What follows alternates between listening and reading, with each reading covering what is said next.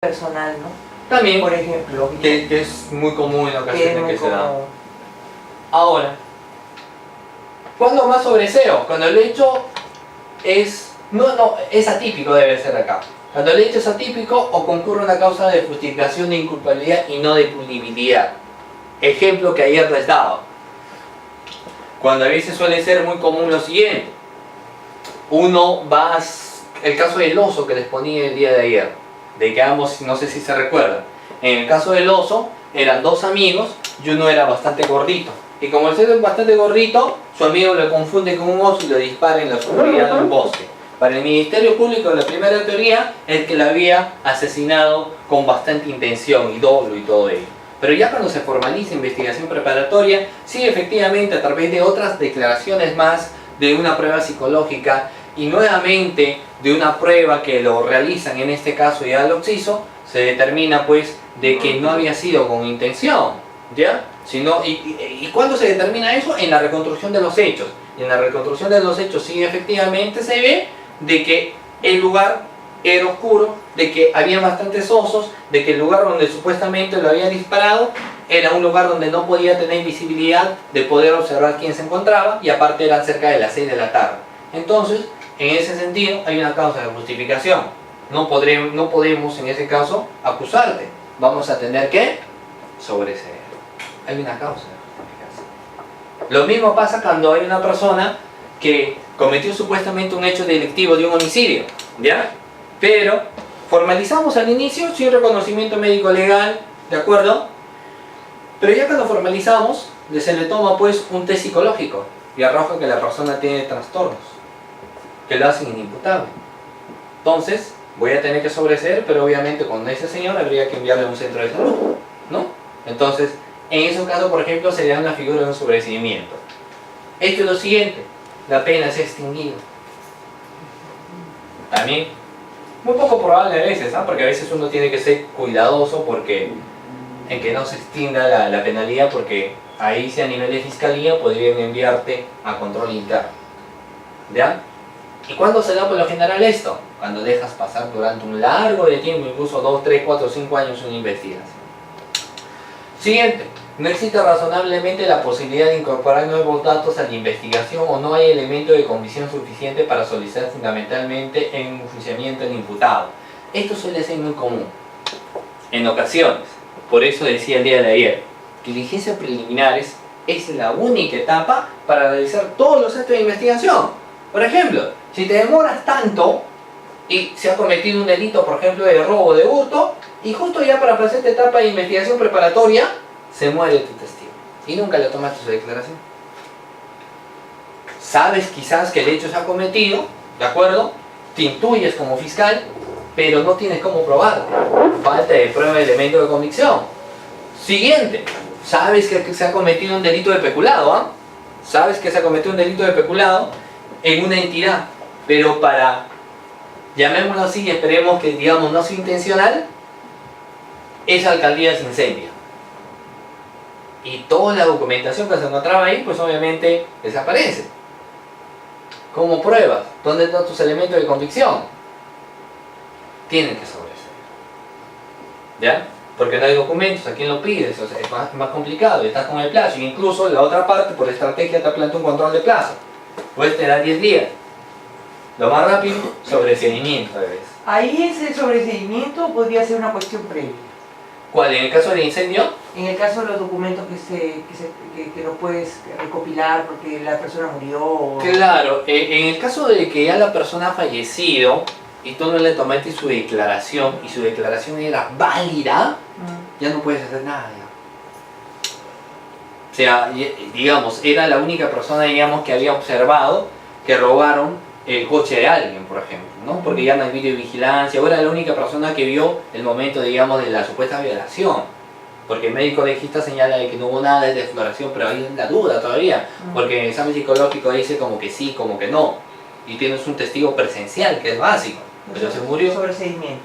Claro, no podrías hacer algo más. No podrías exigir la cuestión previa porque obviamente no hay posibilidad, de practicar. Cuestión previa sí cuando uno puede tener esa Puede posibilidad tener de la posibilidad, realizarlo. ok. Sí, sí. Digamos, esa declaración era muy importante y hay un pleno casatorio que así haya terminado la investigación, antes de pasar, digamos, esta etapa intermedia, es necesario, por ejemplo, su declaración, porque el objetivo del derecho penal es llegar a la verdad, y su declaración no va a ayudar a llegar a la verdad. Depende del juez, te puede decir no, improcedente, porque ya terminó, te puede decir muy bien, cuestión previa, en la ocasión.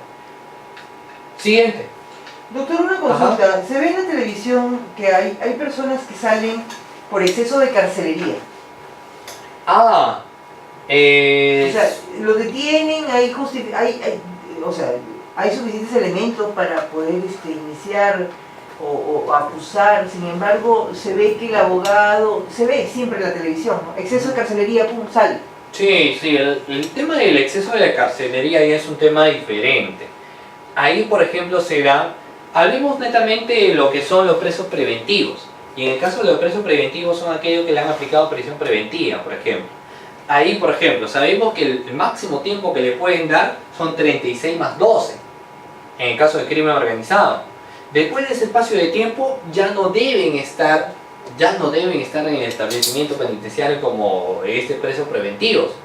Así no la hay, y a veces ellos por exceso de la carcelería se da de la siguiente forma. A veces pues la INPE mismo se olvida, porque son tantos reclusos que están, cuando es el que está teniendo que cumplir condenas, porque hay que hacer un trámite cuando ya se cumple la condena también. Entonces, necesariamente, si ya se ha pasado el tiempo, hay un exceso. Tendría que salir libre. Tendría, Sí o sí, porque ya cumplió. Ahora, cuando ya cumplió su pena también, ¿no? Sucede lo siguiente, ya cuando ya hay una sentencia. Sentenciado a 20 años de privativa de libertad. No obstante, se acogió a los beneficios penitenciarios y ahora solamente tiene que salir en 15. No obstante, no realizó los trámites, porque la pregunta es: ¿quién se encarga al momento de cumplir tu condena de realizar todos los trámites para que tú salgas en libertad? ¿Tu abogado, el INPE mismo o el Poder Judicial? ¿El abogado? ¿El INPE? Es el INPE. Pero la prisión preventiva está en la primera etapa. No, claro, estoy hablando ya cuando hay una condena. Cuando hay una condena. En el caso de prisión preventiva, evidentemente, ahí el abogado sí está más. Se entiende que expedito. debería, antes de este plazo, los Claro. 36 más 12, acusar ya, haber una acusación Sí, formal sí, de haber terminado el definitivamente. primer estadio, para pasarlo a lo que es el juez. Si en esos casos de 36 no acusa al Ministerio Público, tendría que dejarlo en libertad. ¿Sí? ¿Pregunta? Ah, no. Sí, ¿no? Entonces, eso no sabe. Partiendo de ello, habla del control de requerimiento de sobreseimiento. Y este requerimiento de sobreseimiento, de acuerdo a lo que se encuentra estipulado en el artículo 346 del Código Procesal Penal, así tú sobreseas, tienes que ir a audiencia. Así tú sobreseas, tienes que necesariamente ir a audiencia. Cuando tú sobresees, ¿qué es lo que pasa? Fiscalía se va corriendo a mesa de parte del juez de investigación preparatoria. Presenta requerimiento. ¿Cuántos requerimientos presenta? Digamos, si es de requerimiento de acusación, ¿cuántos requerimientos presenta? ¿1, 2, 3? ¿O cuántas copias saca del original? Saca 3. Uno para su carpeta de etapa intermedia, otro para la formación del expediente y otro para el file del provincial. ¿Y para qué el file del provincial? ¿No ves que ellos se reeligen? Y cuando se reeligen le piden pues cómo está su file avanzando, ¿no? Entonces le piden 3. A veces un juzgado no te quiere seguir de los 3, sino 2 nada más. O sea, no quiere que el fiscal se reelija, ¿ya? Pero en el caso particular, sobresees, te vas corriendo con tu copia para tus partes. Digamos son 5 que estás sobreseendo y no, tiene que ir copia para las partes también. Mesa de parte te recibe el número de expediente, porque ya en esa etapa ya hay un número de expediente generado, siempre a nivel de juzgado, y eso es lo siguiente, muy importante, ¿ah? A nivel de fiscalía siempre tiene que saber tu carpeta fiscal. Ya cuando formaliza investigación preparatoria y vas al juzgado, ahí tiene que saber el número de expediente, que son diferentes en cada caso en sí, ¿de acuerdo? Ya a nivel de juzgamiento o a nivel de este estadio, ya no puede decir número de carpeta fiscal, porque a veces le dices, vengo con el número de carpeta fiscal tanto, el de mesa de parte te va a decir lo siguiente: número de expediente, por favor, y tiene que ser el número de expediente. Ahora, así tú sobreseas y presentas, el juez se va a pronunciar en el plazo de 15 días. Para casos complejos y criminalidad organizada, no podrá exceder de los 30 días. O sea, cuando tú presentas tu requerimiento de sobreseimiento, obligatoriamente el juez va a tener por recibido el requerimiento de sobreseimiento y va a llamar a audiencia. Ahora, ¿quiénes tienen que acudir a esa audiencia? Obviamente el fiscal. El fiscal es el que está planteando el requerimiento de sobreseimiento. ¿Será obligatorio que vaya la persona investigada? No. No es necesario que el investigado o que el abogado del investigado acude a esa audiencia de sobreseimiento. Sí es importante que tenga que acudir el fiscal. ¿Puede acudir la Procuraduría? Sí. Se dan dos posibilidades en esta audiencia de sobreseimiento. ¿Cuáles son estas dos posibilidades? De que Fiscalía presenta su requerimiento de sobreseimiento y nadie se oponga. Y sustente ante el juez y el juez le diga, tiene razón, no hay ningún problema. Pero también sucede lo siguiente y es casi muy común. Cuando uno plantea su requerimiento de sobreseimiento, siempre hay una oposición. No sé si ustedes se recuerdan en la clase pasada que hemos dicho que en diligencias preliminares, archivadas, corría traslado a las partes y planteaban su recurso de elevación. ¿Y quién por lo general planteaba? El testigo o si no, la Procuraduría. ¿No? En este caso de sobreseimiento casi siempre el que se opone es la Procuraduría. Pero no se trata de cualquier oposición.